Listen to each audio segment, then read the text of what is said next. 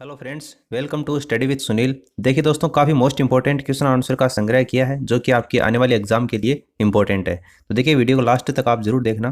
पहला क्वेश्चन आपको दे रखा है, गढ़ों पानी पड़ना इस मुहावरे का आपको सही अर्थ बताना है। गढ़ों पानी पड़ना इस मुहावरे का अर्थ क्या होता है? लज्जित होना, कीचड़ होना, हार मान लेना या भयभीत होना। तो देखिए इसका राइट आंसर कौन सा होगा? लज्जित होना। देखिए हार मान लेना इसका अर्थ होता है पराजय स्वीकार कर लेना। तो हार मान लेना का तो अर्थ होता है पराजय स्वीकार कर लेना। भयभीत होना का अर्थ क्या होता है? डर जाना। तो ये भी नहीं होगा। लज्जित होना क्या होगा इस क्वेश्चन का करेक्ट आंसर होगा। गड़े मुर्दे उखाड़ना, गड़े मुर्दे उखाड़ना इसका आपको अर्थ बताना है क्या होगा। देखिए इसका राइट आंसर होगा पुरानी बातों को दोहराना, ऑप्शन डी, पुरानी बातों को दोहराना। गड़े मुर्दे उखाड़ना, राम और श्याम की बहस में श्याम जो है वो गड़े मुर्दे उखाड़ने लगा। तो ये इसका वाक्य प्रयोग आप इस तरीके से कर सकते हैं, यानी पुरानी बातों को याद करने लगा। शेर को सामने देखकर डैश, ये वाक्य किस मुहावरे से पूर्ण होगा? शेर को सामने देखकर ये वाक्य प्रयोग करके आपको वाक्य दिया गया है, आपको बताना है इसका आगे कौन सा मुहावरा आएगा। शेर को सामने देखकर मैं 7वें आसमान पर पहुंच गया, शेर को सामने देखकर मैं आग बबूला हो उठा, या शेर को सामने देखकर मैंने आसमान सिर पर उठा लिया, या फिर शेर को सामने देखकर मेरे प्राण सूख गए। तो ये इसका राइट आंसर होगा, मेरे प्राण सूख गए, यानी कि शेर को सामने देखकर मेरे प्राण सूख गए। इससे वाक्य पूर्ण हो जाएगा, यानी कि वो काफ़ी घबरा गया।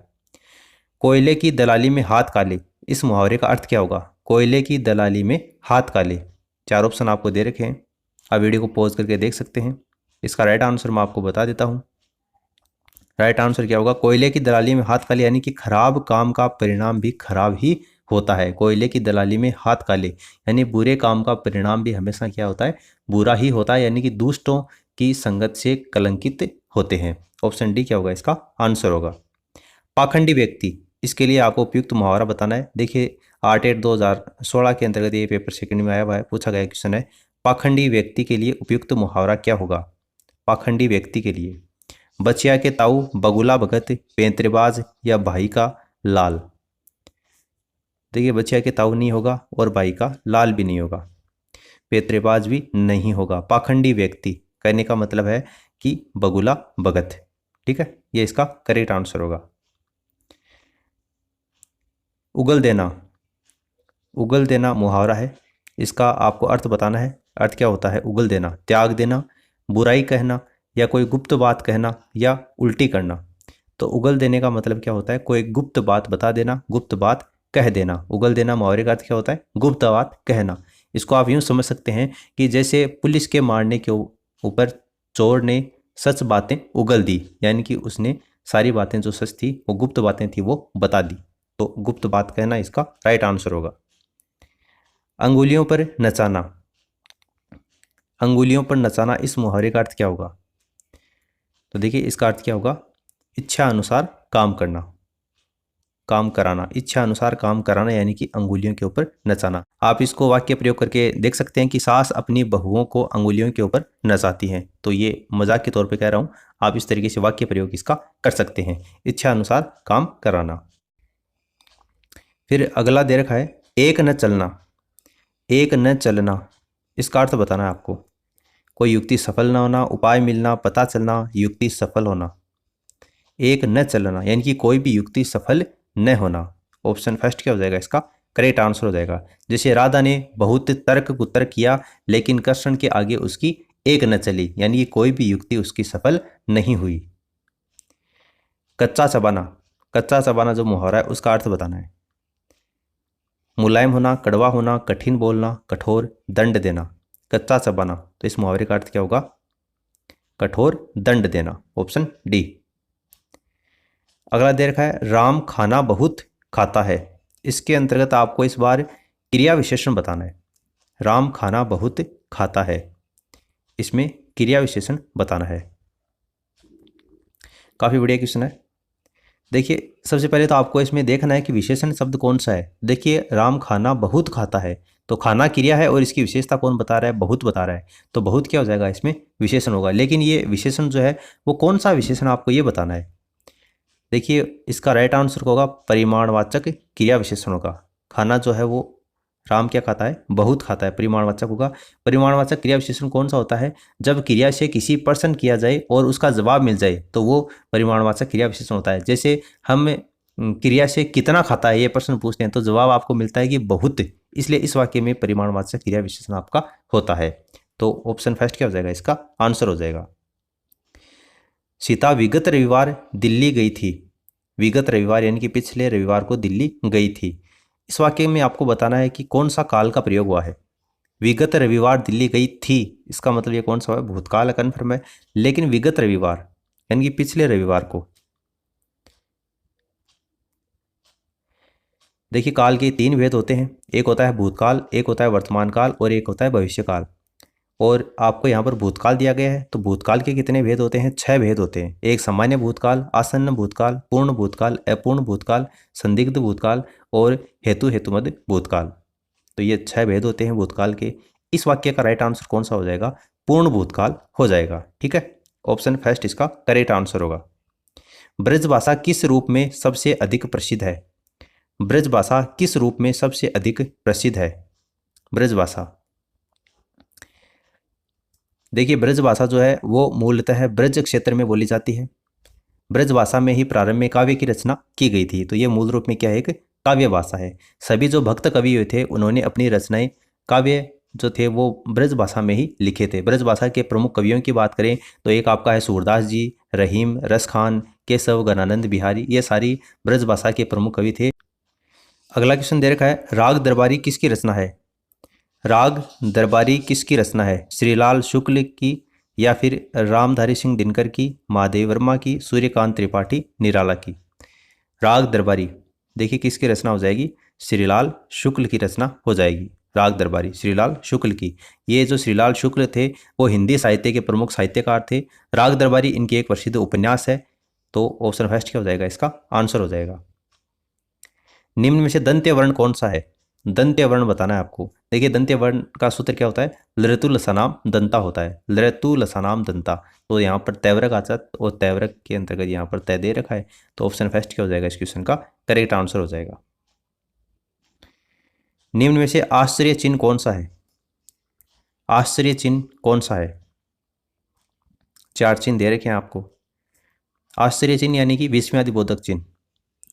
देखिए विस्मयादिबोधक चिन्ह का प्रयोग होने के लिए कुछ शब्द निर्धारित किए गए हैं। जैसे आपका कोई आपको हर्ष होता है, खुशी होती है, कोई विवाद होता है, कोई आपको विस्मय होता है, आश्चर्य होता है, आपको किसी से अगर घृणा होती है जैसे, तो उसके लिए, करुणा के लिए, भय के लिए, इनके लिए विस्मयादिबोधक चिन्ह का प्रयोग किया जाता है। यानी कि अव्यय शब्द के पहले इनका प्रयोग किया जाता है।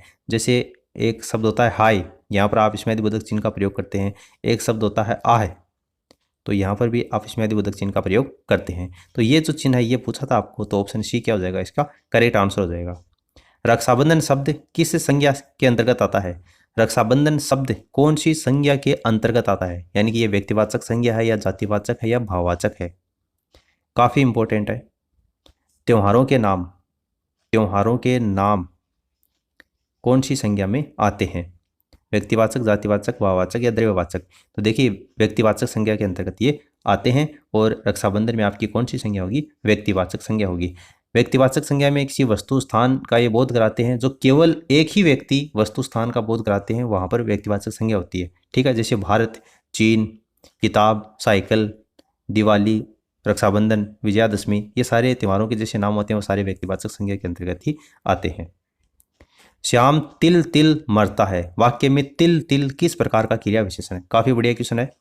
श्याम जो है वो तिल तिल मरता है, आपको बताना है कि तिल तिल किस प्रकार का क्रिया विशेषण है। क्रिया विशेषण आपको बताना है। क्रिया विशेषण होता क्या है, क्रिया विशेषण वे शब्द होते हैं जो किसी क्रिया के पहले आकर क्रिया की विशेषता बताते हैं, उनको क्रिया विशेषण कहते हैं।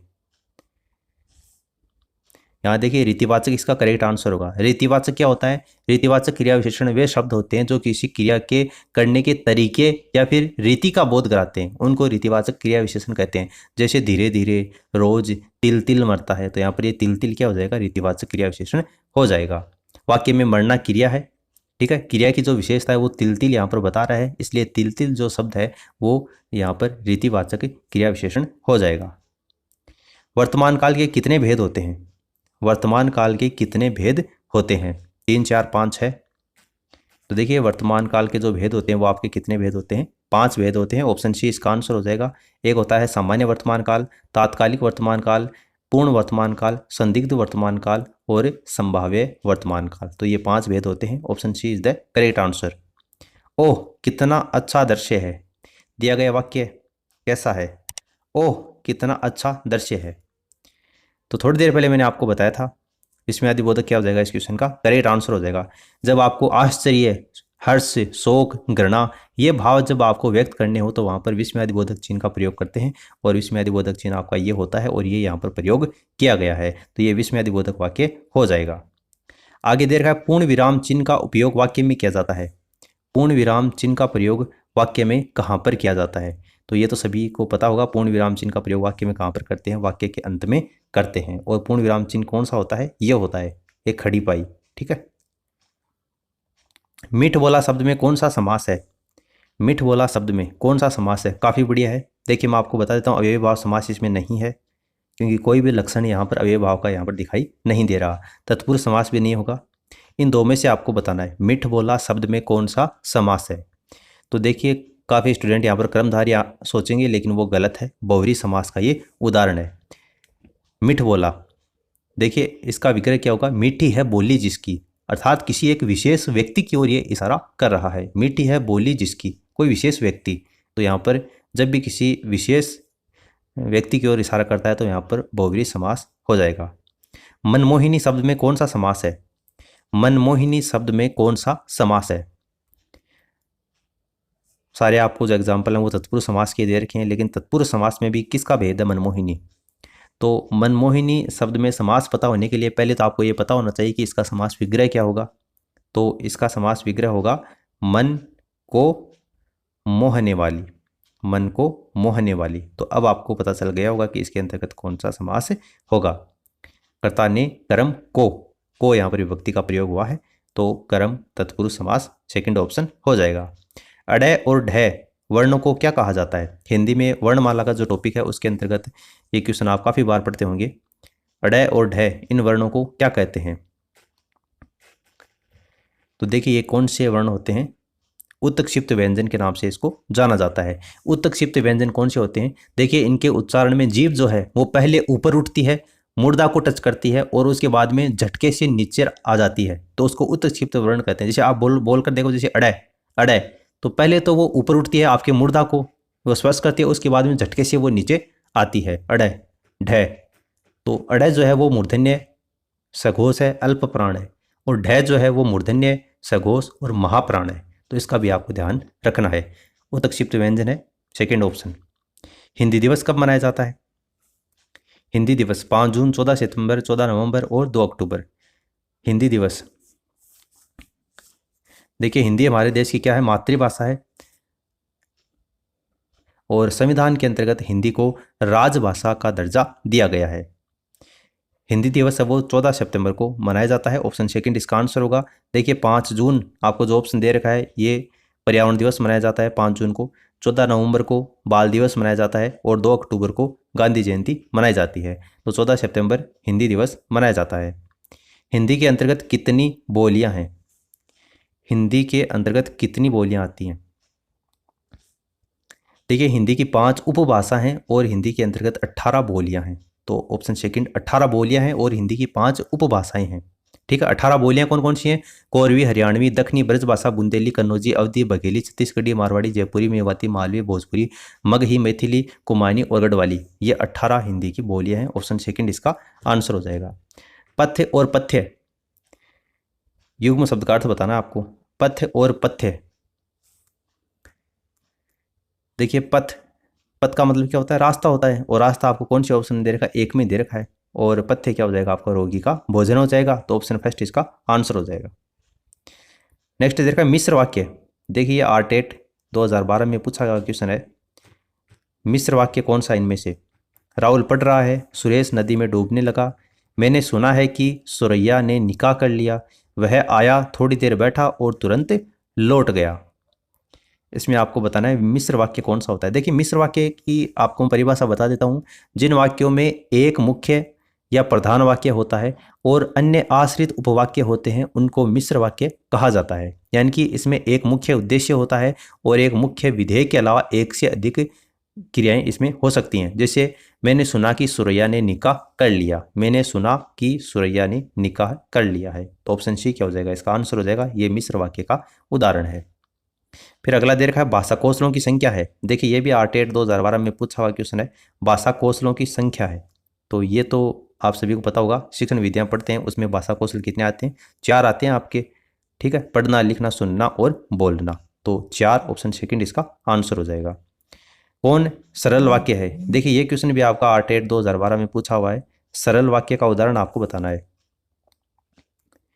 4 ऑप्शन आपको दे रखे हैं, आप चाहें तो वीडियो को पॉज करके देख सकते हैं। इसका राइट आंसर मैं आपको बता दें, सरल वाक्य क्या होता है, जिन वाक्यों में केवल एक ही उद्देश्य होता है और एक ही विधेय होता है, उनको सरल वाक्य या साधारण वाक्य कहते हैं।